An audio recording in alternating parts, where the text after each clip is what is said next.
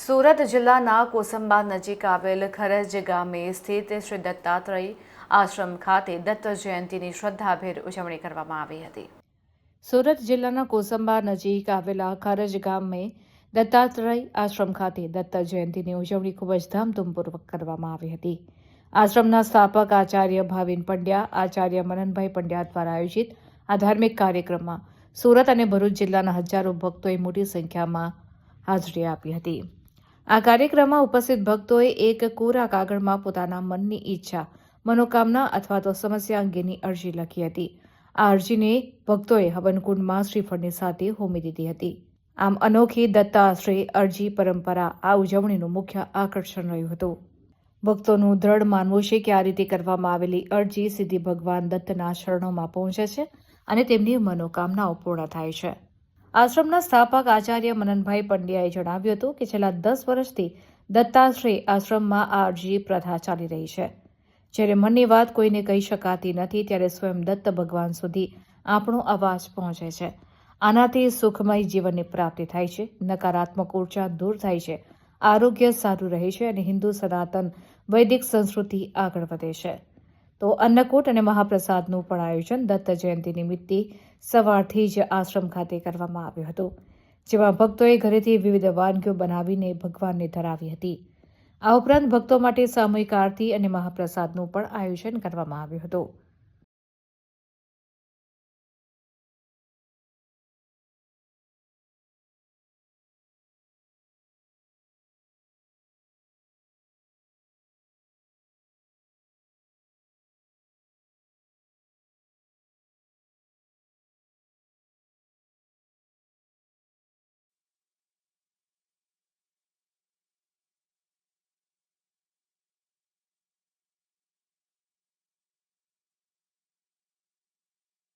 ગુરુદેવદત્ત જય જય દત્તાશ્રય આશ્રમના આચાર્ય સંસ્થાપક આચાર્ય મનનભાઈ પંડ્યા, સૌને ગુરુદેવદત્ત।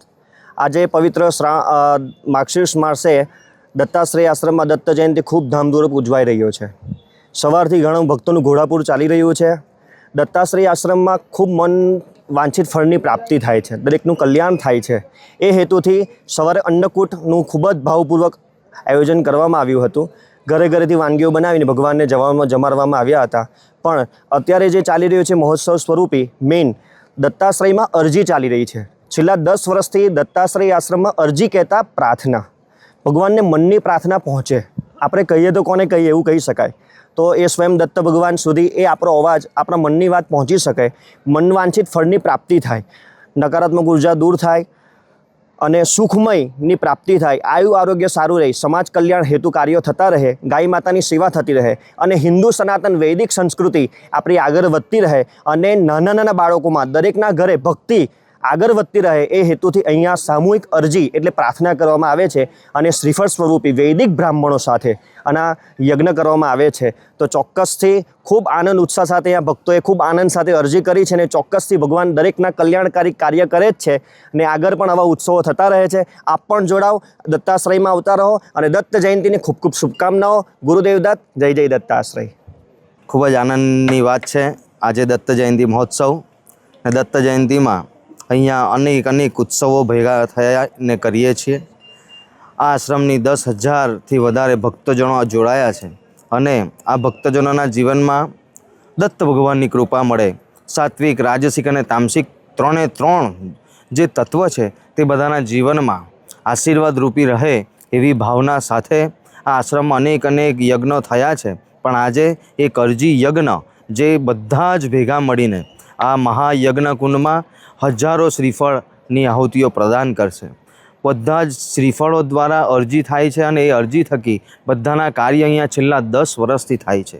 પણ આ વખતની વિશેષ દત્ત જયંતિમાં એવું છે કે ભગવાને આદેશ કર્યા મુજબ ભગવાનની આજ્ઞા સ્વરૂપી એ ક્રિયાથી બધાને સમૂહ અરજીનો એક લાભો મળે છે અને અહીંયા આજુબાજુના ગ્રામોથી જે પધારેલ જે દત્ત ભક્તો છે તે બધા જ ભેગા મળી ભગવાનની દત્ત બાવનીનું પારાયણ, દત્ત મંત્રના પાઠ અને મહાયજ્ઞમાં પૂર્ણતઃ જાતે નમસ્કાર કરી બ્રાહ્મણો સાથે વૈદિક પરંપરાને અનુરૂપ મહાયજ્ઞમાં ભાગ લીધો અને સાથે પોતાના ઘરેથી બનાવેલી મીઠાઈઓ, વાનગીઓ લાવી ભગવાનને અન્નકૂટનો પ્રસાદ ધરાવી પોતાના જીવનને સુખમય બનાવી દેવોની કૃપાને પાત્રવાન થયા છે.